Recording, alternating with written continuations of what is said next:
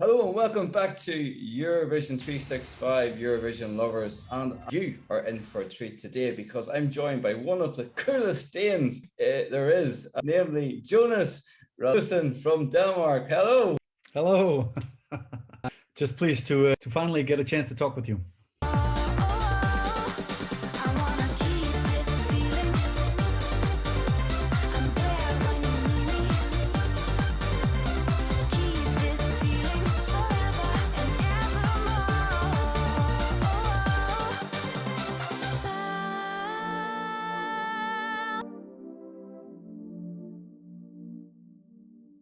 First thing I would ask you, it's like just over 4 years now from you have been at Eurovision Song Contest 2018, and I've noticed that hasn't prevented you or stopped you from still being on the Eurovision circus, because I think you've got a couple of events coming up. Is that right? Yeah, it's right. Finally, after when you say it's 4 years ago, it is 4 years ago. It's in 18, but it feels like at least two of those years were taken away at some point because of COVID. Of course, the big Eurovision has only been cancelled once, but still it feels like there's a middle part that's just floating somewhere where nobody has had a clue of what to do. Yeah. But yeah, throughout the entire time I've always been connected with Eurovision fandom and the Eurovision life afterwards. And yeah, to answer your question, sorry for blabbing. I'm going to Poland here this weekend, and then I'm also doing London Eurostars in August. What date is that in August? Saturday the 13th is the concert.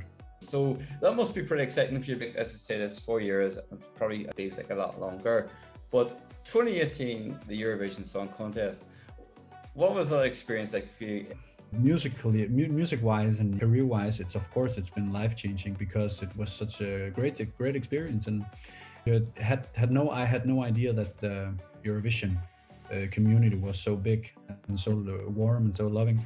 So of course it's been life-changing in that sense, because I went from being a singer, performer in different things in Denmark, being hired to stuff, musicals, concerts and stuff like that, to more famous name in Denmark.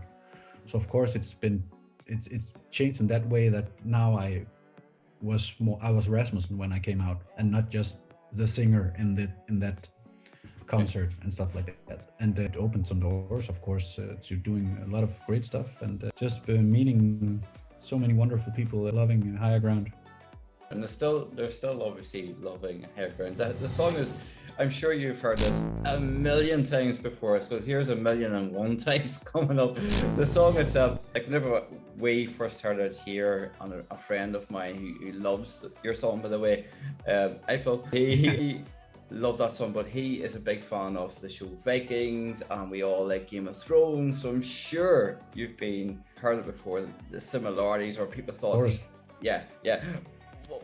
What's that like for you to hear that again for 1,000,001 times, as I say? I will never be tired of answering that question or respond to questions like that, because I still love the song, first of all, and because of the things that song has given me. And I can't complain about people associating me with these things when it's also what we went for.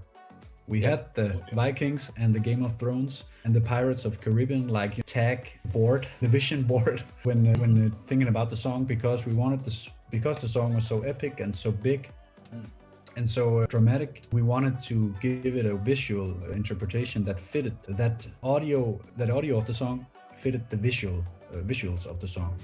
So I can't come on the stage doing what we did and preparing what we did, and then afterwards say, don't talk about Vikings and stuff like that, because that's what we did, and that's what, honestly, the song is great. I think it's the whole package that made us fifth with the viewers, and maybe also it's the whole package that made us come 20th with the juries in the finals, but still, it's the choice we made, and I wouldn't change it for anything. I think we made the right choice, and that's why I still have no problem talking about it and associating with the Vikings and Game of Thrones and stuff like that. It's such a powerful song, and it's a strong melody, and the way it's performed, it's just so powerful. And I suppose it's nothing like what Denmark have ever or had ever sent prior. They got kind of sort of theme, the genre. As you alluded to, I mean, you came 9th overall, and it was great that you got that 5th from the top, the televote. The televote, yeah. But why do you think the juries just didn't connect with it? Of course, it's a lot of different things. Some jurors, maybe, actually, I also don't know where we were with the juries from 10th and down. Yeah. But of course, the jurors overall didn't like it. Some jurors, a few jurors liked it very much. So it's hard to see if maybe they just thought it was a full package. But the other jurors, maybe they think it was too dramatic. Maybe they think I didn't perform it well enough, or me and my guys didn't sing it well enough. I don't know, but I don't think just one of these would bring us that much down. So I honestly think that the majority of jurors thought it was too much and it was too gimmicky, it was maybe too theater-like. Yeah, but I get that, but if they were thinking not only guessing here, the gimmicky, but your toy one, and that's certainly a very gimmicky song. It seems like obviously the public showed their love for you with that 5th place, but I'm sure that was a great feeling for you whenever you kind of got pushed up the board then. Yeah, of course. Yeah. Of course, we dreamed about from home that it would be a top 10, but hearing all the songs, it also, and we never were that big with the bookies. So, but I believed in the song all the whole time, and meant it when I said that the brothers weren't favorites in 2000 either, going into the contest. Yeah. And then they became, of course, big favorites. But I thought that anything could happen. At least we were right in our assumption that we had a lot of fans in the Eurovision community. Yeah. So that kind of got us through when the jurors placed us 20th. And then I didn't understand. A lot of us didn't understand the rules when it started with the televotes. Yeah. So I didn't understand how it was. But if I did that, I would have been much more nervous, because I just said, what's going on? I don't know. And then suddenly we were so few left, and I understand. Okay, but now we can't get 0 points. Yeah. We're only going higher. So at that point, it was just a thrill ride from going over, and suddenly Michael Schulze got big favorite also with the jurors. It got called, and we were still in it, and some of the other favorites, and suddenly, whoa! It was a big thrill ride from there. So we were just overjoyed afterwards. We were tired, but we just hang together with the delegation and just wrapped up this entire crazy experience that just has left a mark in all of us.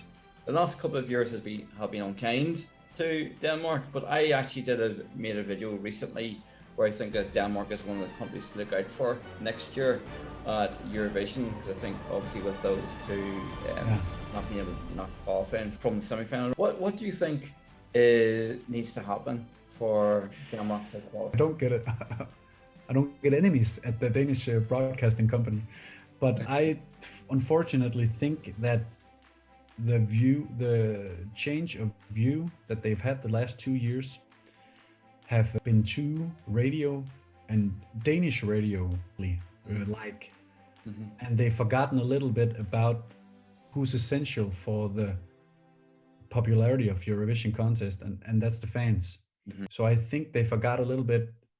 Unfortunately, they forgot a little bit of what Eurovision is and what Dansk Melodi Grand Prix have been. And of course, there's been non-qualifiers before, but I just feel like what it became in the last 4 or 5 years before me also, and with my year and the following year, what it became was a very varied and good show. And I just think that some people, the reputation in Denmark for Dansk Melodi Grand Prix among some music professionals is just very low.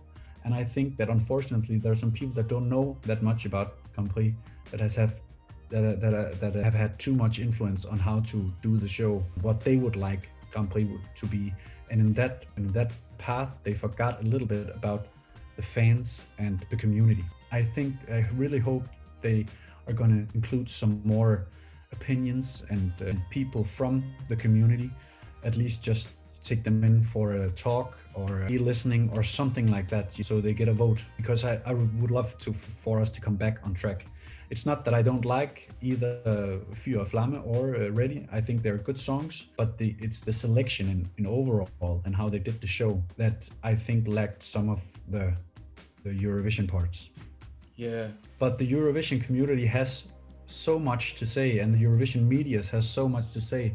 So when the Dansk Melodi Grand Prix in general is kind of bad-mouthed and talked down from a lot of medias and the Eurovision community beforehand and also during, it never gets the wave like many songs do. I think, or for example, if there's a favorite early on, like Netta Choi, she was a favorite early on, get talked up a lot and maybe talk a little bit more than what maybe she deserved, in spite of some of the other great songs also. Not talking bad about that song, because it's still a great song and she's an amazing performer. But when you are a favorite from the beginning and there's gets this hype around the song, you sail through on a wave, which I benefited from Eurovision fans. But at the same time, if a song gets or a selection gets very unpopular, then they don't catch the wave and it goes under the radar. And so I think it's a little bit like that, but that's also what makes Eurovision so great. Because it is the community that runs it, and it is the community and the fans that makes us what we are. No, I get that, but I mean, we've seen obviously. Well, like this year there's been a few contestants, I would say, performers who have been slated for their appearance and all the rest of it. I'm thinking of a couple of female artists here actually, and totally the fandom totally forgetting that as a person to be respected. Yeah, that's true. I mean, it takes something as yourself. Like I'm yourself, but it takes to perform for your country and get through all of that. And then the last thing you need is people bringing you down and saying, "Oh, you're really the favorite, and we're going to get behind you." Like that's the thing, I suppose, for me, that I don't like so much. It's like, let's just focus on the song here rather than everything that goes around the person. But that's just what I think. But I just think there should be a lot of respect out there as well for people who put themselves out there to perform for the country. And in general, I think that there are a lot of, it's just my feeling and it's my thoughts that it's not. There are, of course, there are some unhealthy discussions taking place, but that's how it is everywhere. But luckily, I don't think that I haven't experienced this very cruel bullying throughout the whole community. There's always someone who stands up for the artist or this song or something like that. So everybody gets a little of that Eurovision love, and that's what I think is very, very, very nice. Yeah, and there's a lot of love for you, so there is, for sure. I was lucky. It's been amazing, But deserved, because it's a great song and you're a great performer as well. Speaking of performance, I wonder, this is a cheeky thing to ask because about to finish up. Is there a chance of us hearing a little line or two from Higher Ground? Just wondered. Here now? No, if you can, no pressure though. No. Freeze the arrow in the air, make your mark and leave it hanging there. Be the first to turn around, take the leap to land on higher ground. Yay! Thanks for an arrow here. Exactly. Love that. Well, thank you so much for that. No problem. I suppose I would finish up by saying it's great to have chatted to you. It's great that you still have, it sounds like, that love of the contest, love of the fandom, and that you've got things coming up as well, which will allow those who can't get to Eurovision to maybe see you in Poland or in London, and I wish you the very best for that. I want to say thank you so much for joining me. Well, it was my pleasure. Thank you so much for inviting me. Oh, it's been awesome. Thank you, and the best of luck for everything, Jonas. Thank you so much. Thank you so much.